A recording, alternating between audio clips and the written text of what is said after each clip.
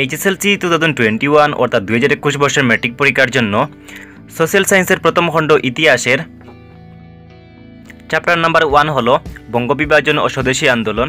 So আজ আমি এই ভিডিওতে বঙ্গবিভাজন ও স্বদেশী আন্দোলন এই চ্যাপ্টারের যতগুলো ইম্পর্টেন্ট শর্ট এবং লং কোয়েশনস আছে এই কোয়েশনসগুলো আমি তোমাদেরকে আনসার সহ প্রোভাইড করব। যদি তোমরা এই কোয়েশনসগুলোর আনসার ভালো করে শিখে নাও তাহলে 2021 বর্ষের ম্যাট্রিক পরীক্ষায় তোমরা সোশ্যাল সায়েন্স সাবজেক্টে ভালো মার্কস স্কোর করতে পারবে।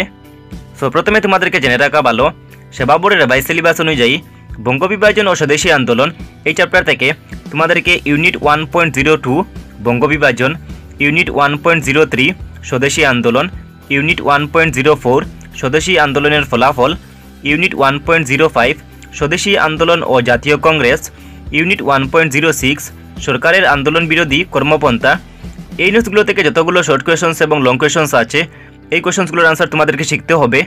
এবং ইউনিট 1.01 বঙ্গভঙ্গের পটভূমি এবং ইউনিট 1.07 স্বদেশী আন্দোলনের অবদান, এই দুইটি ইউনিটের যতগুলো প্রশ্ন আছে তোমাদেরকে শিখতে হবে না, কারণ এইগুলো সেবার রিভাইজ সিলেবাস থেকে ওমিট করা হয়েছে। আশা করি তোমরা বুঝতে পেরেছো। এবং এইচএসএলসি 2021 অর্থাৎ 2021 বর্ষের ম্যাট্রিক পরীক্ষায় বঙ্গবিভাজন ও স্বদেশী আন্দোলন এই চ্যাপ্টার থেকে টোটাল 6 মার্কসের কোয়েশন আসবে। সো এখন আমরা দেখে নেই চ্যাপ্টারটি। সো রিকোয়ার্ডস ইউনিটের মধ্যে প্রথম হলো ইউনিট 1.02 বঙ্গবিভাজন।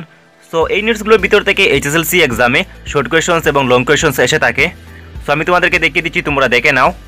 সো পেজ নাম্বার 5-এ এখানে দেখো আমি একটি লাইন দাগিয়ে রেখেছি। 1901 খ্রিস্টাব্দের 2 ফেব্রুয়ারি লর্ড কার্জন বঙ্গভঙ্গের প্রস্তাবটি অনুমোদনের জন্য লন্ডনস্থিত ভারত সচিবের নিকট প্রেরণ করেন। সো এই লাইন থেকে তোমাদের এক্সামে একটি শর্ট কোয়েশন আসতে পারে যে কার শাসনকালে বা কোন ভাইসরয়ের শাসনকালে বঙ্গবিভাজন হয়েছিল। তোমাদেরকে আনসারে লিখতে হবে ভাইসরয় লর্ড কার্জনের শাসনকালে। যদি তোমাদের এক্সামে কোয়েশনস আসে যে কত খ্রিস্টাব্দে বঙ্গবিভাজন হয়েছিল, তোমরা আনসারে লিখবে 1901 খ্রিস্টাব্দে।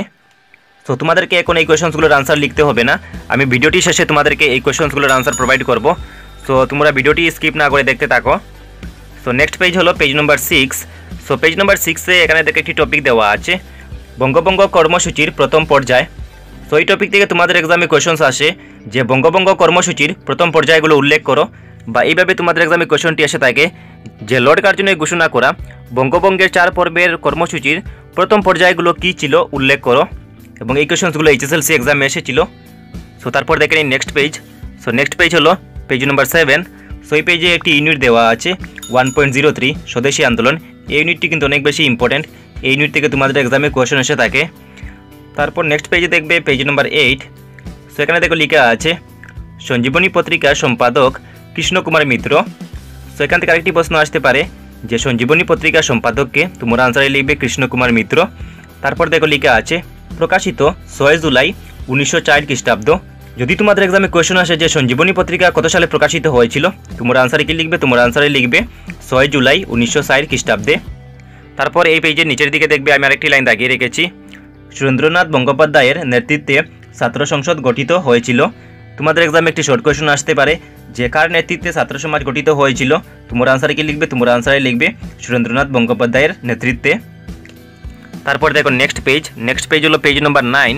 তো পেজ নাম্বার 9-এর উপরের দিকে দেখো আমি একটি লাইন দাগিয়ে রেখেছি।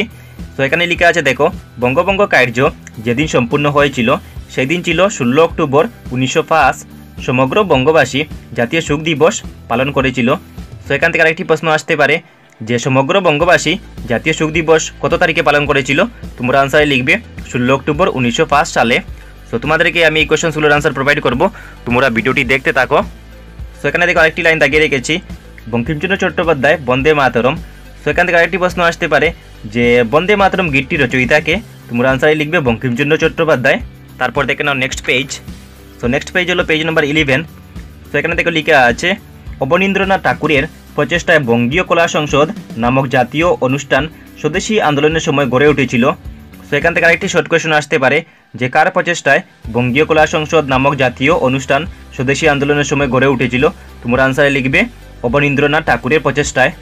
এবং তোমরা মনে রাখবে বঙ্গীয় কলা সংসদ গঠন হয়েছিল 1907 খ্রিস্টাব্দে বা 7 সালে। তারপর দেখো লেখা আছে অবনীন্দ্রনাথ ঠাকুর তার সুখ্যাত বঙ্গমাতা ছবিখানি অঙ্কন করে পাশ্চাত্য কলার সমকক্ষ হিসাবে ভারতীয় কলাকে প্রতিষ্ঠা করেছিলেন। সো এখান থেকে আরেকটি কোয়েশন আসতে পারে যে বঙ্গমাতা ছবি কে প্রতিষ্ঠা করেছিলেন, তোমরা আনসারে লিখবে অবনীন্দ্রনাথ ঠাকুর। তারপর দেখো লেখা আছে ভগিনী নিবেদিতা বঙ্গমাতাকে ভারত মাতার রূপ প্রদান করেছিলেন? তো এখান থেকে আরেকটি শর্ট কোয়েশ্চন আসতে পারে যে কে বঙ্গমাতাকে ভারত মাতার রূপ প্রদান করেছিলেন? তোমরা আনসারে লিখবে ভগিনী নিবেদিতা। তারপর দেখে নাও next page. So next page হলো page number 20। So page number 20-তে এই চ্যাপ্টারের অনুশীলনী দেওয়া আছে। সো প্রথমে দেখো দেওয়া আছে অতি সংক্ষেপে উত্তর দাও। সো এখান থেকে তোমরা কোয়েশ্চন নাম্বার 1, বঙ্গবিভাজন কোন ভাইসরয়ের শাসনকালে সংগঠিত হয়েছিল? এই কোয়েশ্চনটি কিন্তু মোস্ট ইম্পর্টেন্ট। তারপর হলো কোয়েশ্চন নাম্বার 2, 1905 খ্রিস্টাব্দের কোন তারিখে বঙ্গবিভাজন কার্য সংগঠিত হয়েছিল? তারপর হলো কোয়েশ্চন নাম্বার 3, বিদেশি পণ্য বর্জনের প্রস্তাব কোন সভায় গৃহীত হয়েছিল? এই কোয়েশ্চনটিও কিন্তু অনেক বেশি ইম্পর্টেন্ট। তারপর দেখো মোস্ট ইম্পর্টেন্ট কোয়েশ্চনটি হলো স্বদেশী আন্দোলনের সময় যুগান্তর নামক সংবাদপত্র কে সম্পাদনা করেছিলেন? তারপর দেখো কোয়েশ্চন নাম্বার 5, বঙ্গদেশের জাতীয় শিক্ষা পরিষদ নামক অনুষ্ঠান কখন গঠিত হয়েছিল?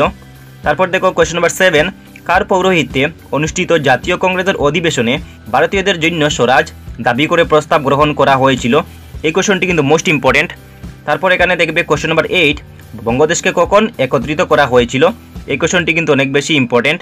তারপর দেখো নেক্সট দেওয়া আছে সংক্ষিপ্ত উত্তর দাও। সো এখান থেকে তোমরা কোয়েশ্চন নাম্বার 1টি কিন্তু শিখবে।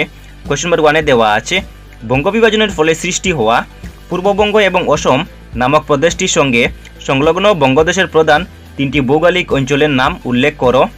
এই কোয়েশ্চনটি কিন্তু অনেক বেশি ইম্পর্টেন্ট এবং এই কোয়েশ্চনটি 2017 সালে ম্যাট্রিক পরীক্ষা একবার এসেছিল। তারপর কোয়েশ্চন নাম্বার 2 হলো বঙ্গবিভাজনের অন্তর্নিহিত উদ্দেশ্য কী ছিল তা সংক্ষেপে লেখো। এই কোয়েশ্চনটি কিন্তু ইম্পর্টেন্ট 3 মার্কসের জন্য। তারপর তোমাদেরকে এখান থেকে কোয়েশ্চন নাম্বার 3 দেখতে হবে। কোয়েশ্চন নাম্বার 3-এ দেওয়া আছে বঙ্গবিভাজন বিরোধী আন্দোলন কেন স্বদেশী আন্দোলন নামে পরিচিত হলো? এই কোয়েশ্চনটিও 3 মার্কসের জন্য অনেক বেশি ইম্পর্টেন্ট। তারপর কোয়েশ্চন নাম্বার 4, স্বদেশী আন্দোলন জাতীয় শিক্ষার ক্ষেত্রে যে অবদান রেখেছে সে বিষয়ে আলোচনা করো। এই কোয়েশ্চনটি কিন্তু মোস্ট ইম্পর্টেন্ট 2021 বর্ষের ম্যাট্রিক পরীক্ষার জন্য। যদি এই কোয়েশ্চনটি এক্সামে আসে তাহলে এই কোয়েশ্চনে 3 মার্কস দেওয়া থাকবে। তারপর দেখো next page, that is page number 21। So page number 21 থেকে কোয়েশ্চন নাম্বার 5-এ দেওয়া আছে স্বদেশী আন্দোলনের সময় বঙ্গদেশে জাতীয় শিক্ষার বিকাশ কিভাবে সম্ভবপর হয়েছিল আলোচনা করো। এই কোয়েশ্চনটি কিন্তু অনেক বেশি ইম্পর্টেন্ট। তারপর দেখো দেওয়া আছে স্বদেশী আন্দোলন দমন করার উদ্দেশ্যে ব্রিটিশ সরকার কি আন্দোলন বিরোধী কার্যসূচি গ্রহণ করেছিল? এই কোয়েশ্চনটি তোমাদের এক্সামে অন্যভাবেও আসতে পারে যে স্বদেশী আন্দোলন দমন করার জন্য ব্রিটিশ সরকার কি কর্মপন্থা গ্রহণ করেছিল। তারপর এখান থেকে কোয়েশ্চন নাম্বার 7 এবং কোয়েশ্চন নাম্বার 8 তোমাদেরকে শিখতে হবে না। সো তোমরা প্রথমে কি করবে, তোমরা সংক্ষিপ্ত উত্তর দাও এখান থেকে question number 1, question number 4, question number 5 এবং কোয়েশ্চন নাম্বার 6। এই কয়েকটি কোয়েশ্চন প্রথমে তোমরা ভালো করে শিখবে, তারপর তোমরা বাকি কোয়েশ্চনগুলোর আনসার শিখবে। আশা করি তোমরা বুঝতে পেরেছো। এবং আমি এই চ্যানেলে ক্লাস 10-এর সায়েন্স, ক্লাস 10-এর জেনারেল ম্যাথমেটিক্স, ক্লাস 10-এর ইংলিশ এবং ক্লাস 10-এর সোশ্যাল সায়েন্সের ইম্পর্টেন্ট কোয়েশ্চন্সের ভিডিও অলরেডি আপলোড করে রেখেছি। যদি তোমরা এই ভিডিওগুলো ভালো করে দেখে নাও এবং নোটসগুলো ভালো করে শিখে নাও তাহলে 2021 বর্ষের ম্যাট্রিক পরীক্ষায় তোমরা ভালো স্কোর করতে পারবে। সো আমি তোমাদেরকে আগে বলেছিলাম যে এই কোয়েশ্চন্সগুলোর আনসার আমি তোমাদেরকে প্রোভাইড করব। সো এই ভিডিওটির ডিসক্রিপশনে একটি পিডিএফ লিঙ্ক পেয়ে যাবে। এই পিডিএফ লিঙ্কের মধ্যে এই চ্যাপ্টারে যতগুলো ইম্পর্টেন্ট শর্ট কোয়েশ্চন্স এবং লং কোয়েশ্চন্স আছে এই সবগুলো কোয়েশ্চন্সের আনসার তোমরা এই পিডিএফের মধ্যে পেয়ে যাবে। তো পিডিএফটি ডাউনলোড করে তোমরা এই কোয়েশ্চন্সগুলো তোমাদের খাতায় লিখে শিখে নিও। সো আমি তোমাদেরকে এই নোটসগুলো ফ্রিতে প্রোভাইড করছি। তোমরা এই নোটসগুলো ইউটিউবের মধ্যে ফ্রিতে পাবে না। সো ভিডিওটিতে একটি লাইক করবে এবং এই ভিডিওটি তোমাদের বন্ধুদের সঙ্গে শেয়ার করবে। আমি নেক্সট ভিডিওতে সোশ্যাল সায়েন্সের অন্য চ্যাপ্টারের ইম্পর্টেন্ট কোয়েশ্চন্সগুলো তোমাদেরকে প্রোভাইড করব। So thanks for watching. আজকের মতো বাই।